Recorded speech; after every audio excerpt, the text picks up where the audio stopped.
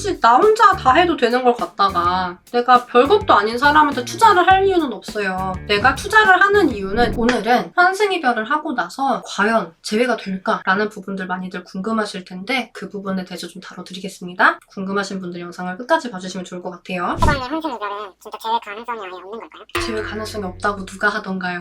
그래도 상대방이 딴 사람이랑 연애를 시작을 했으니까 다시 만날 수 없지 않을까요? 환승이별을 하고 재회가 아예 안 되는 거라고 하면 다른 사람을 만나는 게 낫지 않을까, 내가 그 사람이랑 재회가 안 되는 게 아닐까라고 생각을 하고 마음을 접는 것도 방법이긴 한데요. 그런데 사실 환승이별하고 재회하시는 분들도 많이 계신데 상대분이 환승이별을 했다고 해도 재회 가능성은 없는 게 아니라 있어요. 다만 환승이별을 하면 몇 %라고 알려드릴 수 있는 건 아니고 어떤 상황에서 이별하고 얼마나 지나가지고 오셨는지에 따라서 많이 달라져요. 그래서 이거는 진단을 한번 해봐야 아는 거긴 한데 환승이별을 했다고 해서 재회 가능성이 없는 건 아니고 오히려 재회 가능성이 되게 높게 나오는 사례들도 있어요. 자, 환승이별 상황에서 그럼 어떻게 재회를 해야 되느냐, 이걸 질문을 주신 건데, 환승이별이라는 거는 저 사람이 내가 아니라 다른 사람한테 만족했다는 뜻이거든요. 자, 저 사람은 왜 내가 아닌 다른 사람에게 만족을 했는가, 이거부터 내가 사실 접근을 해야 되는 주제긴 하거든요. 이걸 내가 모르고서 환승이별 재회를 제대로 하기란 굉장히 어려워요. 그러면은 그분은 왜 환승이별을 했을까요? 내가 있는데. 이별이라는 게 꼭 잘못해야만 발생하는 건 아니기도 하거든요. 연애를 하려면 무슨 노력이 들죠? 시간도 많이 들고 돈도 많이 들고 또 서운해만 풀어줘야 되고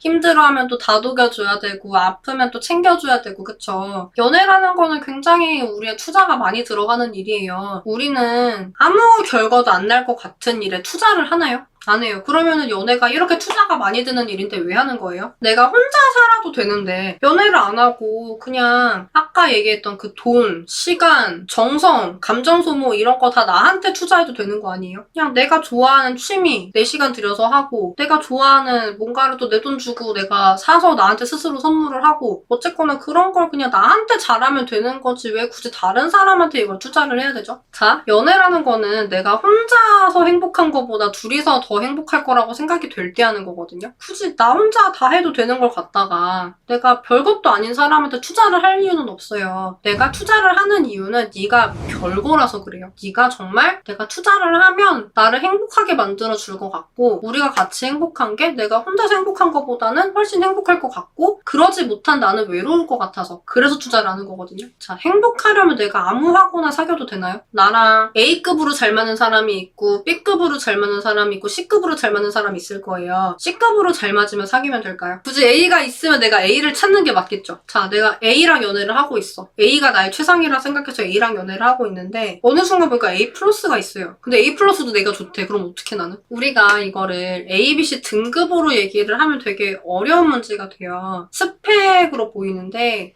사실은 연애는 스펙으로 하는 건 아니기 때문에 A, B, C라는 거는 내 기준인 거지 누구한테나 A, B, C가 똑같은 건 아니에요. 뭐 A, B, C가 지금 뭐 외모일 수도 있겠죠? 외모가 정말 예쁜 사람이 있었어요. 내가 A급으로 예쁜 여자랑 사귀었는데 정말 더 예쁜 여자가 나타난 거야. 연예인급이야. 저 사람은 여신이야. 그 사람이랑 내가 사귈 수도 있는 거겠죠? 근데 외모가 우리에게 중요한 기준이 될 수도 있지만 다른 게 중요한 기준이 될 수도 있어요. 여태까지 제가 연애 상담을 하면서 재회 상담을 하면서 봤을 때는 사실 그런 외모라든지 이런 스펙이라든지 여기에 해당되는 그런 조건들은 1차 관문에 불과해요. 그리고 1차 관문 안에는 들어오기만 하면 돼요. 이거 가지고 환승을 하진 않아요. 문제가 있어요. 2차 관문이라는 게 있어요. 보통 연자TV로 오늘 처음 보신다 하시는 분들은 뭐로 많이 알고 계실 거냐면 인성이라고 알고 계실 거예요. 인성이랑 연애 유지 능력이랑 그렇게 다른 개념은 아니에요. 뭐 이렇게 띄워드리겠지만 한번 보시고요. 나는 얼마나 충분한가 보시고, 자, 연애를 정말 특별한 사람이랑 해야겠죠. 사람들마다 이렇게 보는 조건들이 많이 다르단 말이에요. 아무리 내가 보는 조건에 저 사람이 부합이 된다고 해도 이런 식으로 내 삶을 존중해주지 않거나 그런 경우에는 이 사람이랑 내가 삶을 함께 한다는 건 되게 어렵다는 생각이 들고 그러면 이별을 하게 되거든요. 어쨌거나 이 연애 유지 능력이라는 2차 관문에서 우리는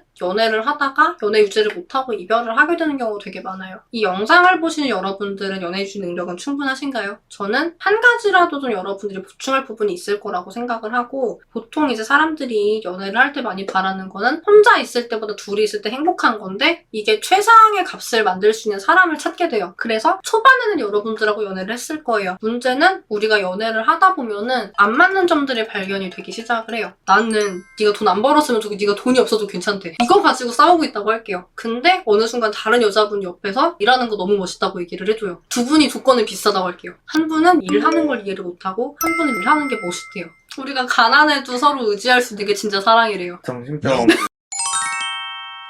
둘 중에 하나를 선택해야 된다고 하면 그쪽으로 가겠죠. 환승이별이 보통 이런 식으로 발생이 됩니다. 뭔가 대화가 안 통하는 지점이 있거나 뭔가 마음에 안 드는 지점이 있는데 다른 분을 통해서 내가 참고 있던 부분이 해소가 될 것 같을 때 그럴 때 사람 입장에서는 이게 호감이 가요. 왜냐하면은 대화가 안 통하면 여러분 우리는 의지를 할 수가 없어요. 자, 우리 친척들 생각해봐요. 설날, 추석 여러분 친척들 만나죠. 친척분들이 우리한테 하는 잔소리 뭐가 있나요, 대표적으로? 결혼 언제 하냐? 취업은 했니? 이런 이야기들 들으면 여러분들은 행복하고 기분이 좋나요? 그 친척분들하고 내 결혼과 내 진로에 대해서 의논을 하고 싶나요? 걱정을 해주는 분들 아니에요? 내가 그분들한테 의지를 하고 내 고민을 털어놓을 수 있나요? 불가능해요. 그 사람들의 행동에 날 의지를 못하게 만드는 거예요. 꼭 친척이 아니더라도 우리가 혈연 관계가 아니라고 해도 내가 의지가 되는 사람들이 있잖아요. 그 사람들은 왜 의지를 하게 되나요? 공통점은 얘기가 잘 통하는 거예요. 연애에서도 환승이나 바람이 발생하는 조건이 우리끼리 사이에서 대화가 안 통할 때예요. 그리고 대화가 통하는 다른 사람이 발견이 된 거죠. 그럼 초반부터 바람을 피겠다, 환승을 하겠다고 결정을 하고 넘어가는 게 아니라 대화가 통하니까 응?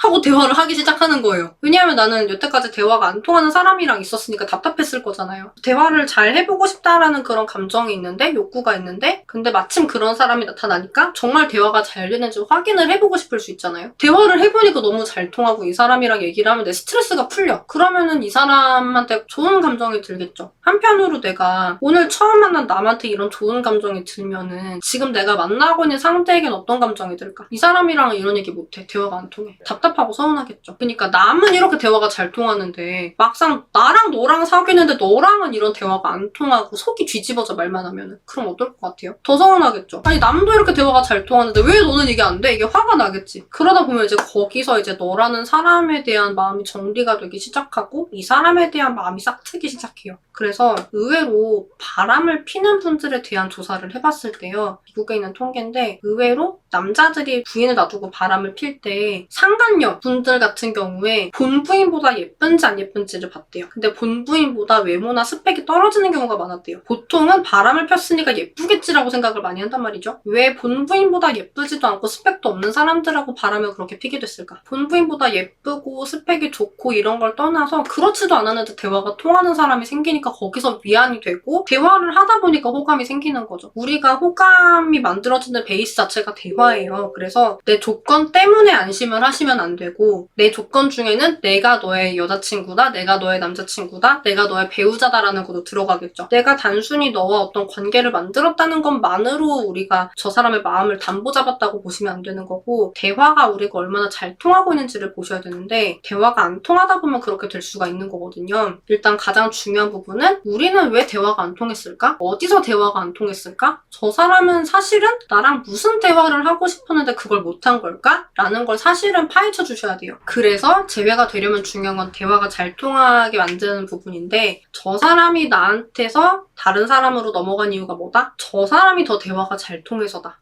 어디서 대화가 그렇게 안 통했는지 남자친구가 여자친구가 저 사람이랑 대화가 된다고 느낀 건지 이걸 우선 분석을 해야겠죠. 분석한 다음에 뭘 해야겠어요? 내가 이걸 못 해줬으니까 이별이 된 거잖아요. 그럼 잘 해줄 수 있는 능력을 만들어야겠죠. 우선 우리가 데이트에 대한 기준이 서로 다를 수 있거든요. 어떤 분들은 한껏 꾸미고 나온 게 데이트의 예의라고 생각하기도 하고 어떤 분들은 우리 있는 그대로의 모습으로 그냥 편하게 추리닝 입고 데이트하자라고 생각하는 분들도 계세요. 근데 이런 얘기들을 서로 제대로 하지 않은 상태에서 데이트를 했을 때 누구는 한껏 꾸미고 나고 누구는 추리닝을 입고 나와요. 무슨 일이 벌어질까? 안 꾸민 사람도 부담을 느껴요. 네가 이렇게 꾸미고 나면 나도 꾸며야 되잖아. 이런 생각이 들어. 혹은 정말 속이 없으면 예쁘다 생각을 하고 나는 추리닝 계속 입고 나와.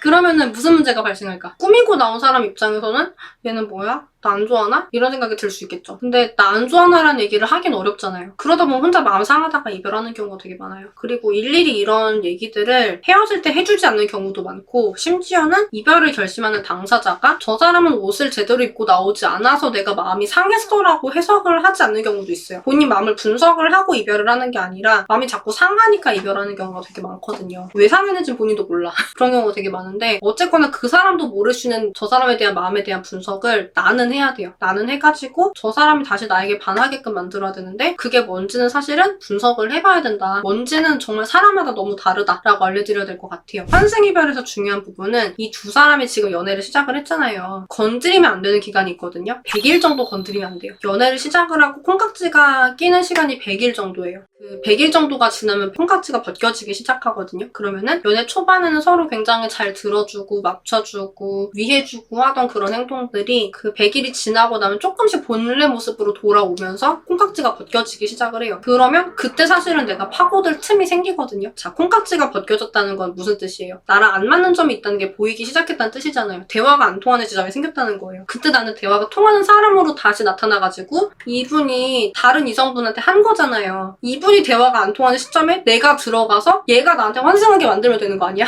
내 상대를 환승을 시킨 거잖아요. 나도 얘가 대화가 내 남자친구랑 잘 안 될 때, 내 여자친구랑 잘 안 될 때 다시 환승을 시키면 돼, 나한테. 근데 대화가 안 통할 때까지 기다려야 되는 거야, 두 커플이. 혹은 좀 약간 예외적인 분들도 있어요. 그러니까 환승을 하기는 하고 있는데 사실 아직은 전애인도 마음에 드는 상황에서 자기 마음을 어쩔 줄 몰라가지고 연락을 하기도 하고 만나기도 하고 그런 분들도 계시거든요. 그런 경우에 사실은 시간을 많이 주면 안 되고 빨리 들어가야 되는데, 이건 상황을 한번 봐야 돼요. 빨리 들어가야 되는지 아니면 100일 지나고 뭔가 해야 되는지. 그리고 사실 100일이 그냥 지나면 안 되고, 대화가 안 통했다고 그냥 느끼고 저분이랑 잘 지내고 있으면 3개월 뒤에 내가 연락한다고 한들 내가 어떤 사람으로 보일까? 그냥 어차피 대화가 안 됐던 사람으로 본단 말이죠. 그렇기 때문에 그럴 게 아니라 내가 100일이 지나기 전에라도 최대한 빠르게 사실은 내가 바뀌었다라는 부분은 전달을 해야 돼요. 다만 이거 같은 경우는 답장이나 이런 게 안 올 수도 있고 안 읽을 수도 있어요. 왜? 저 사람은 지금 누구랑 바빠? 새로운 사람이랑 바빠. 그쵸? 나는 안 중요한 사람이기 때문에 그래서 내 연락은 안 볼 수도 있고, 혹은 그 현 여자친구, 현 남자친구가 내 연락을 삭제해버릴 수도 있어요. 혹은 대신 연락해줄 수도 있어요. 저 누구 여자친구인데요, 저 누구 남자친구인데요, 연락하지 마세요 라고 올 수도 있고, 아예 본인이 여자친구, 남자친구 행세를 할 수도 있어요. 그래서 어쨌거나 환승이별을 한 상태, 저 사람에게 새로운 사람이 생긴 상태에서는 내가 연락을 하는 게 좋기는 한데 기대는 하지 말아야 돼요. 기대를 하는 게 아니라 내가 바뀌었다는 것만 어필이 되면 감사하다 정도? 그리고 방해를 하면 안 돼요. 방해를 하면 왜 안 될까? 단순히 저 두 사람이 대화가 안 통하는 모습이 생기기 전이라서가 아니라 로미오와 줄리엣 효과라는 게 있어요. 그게 뭐냐면, 자, 로미오와 줄리엣은 왜 세기의 사랑을 하는 커플이 되었죠? 왜 서로의 목숨까지 버려가면서 연애를 하고 싶어하는 사람이 됐지? 주변에서 반대를 해요. 온 세상이 이 커플을 반대해요. 그러니까 우리는 운명적인 사랑을 하는 것 같이 느껴지는 거죠. 우리 편은 우리밖에 없잖아. 주변 사람들이 다 우리 편이 아니니까. 로미오 줄리엣 효과는 우리가 연애를 그냥 잘 하려고 했는데 옆에서 누가 방해할 때 생겨요. 그러면은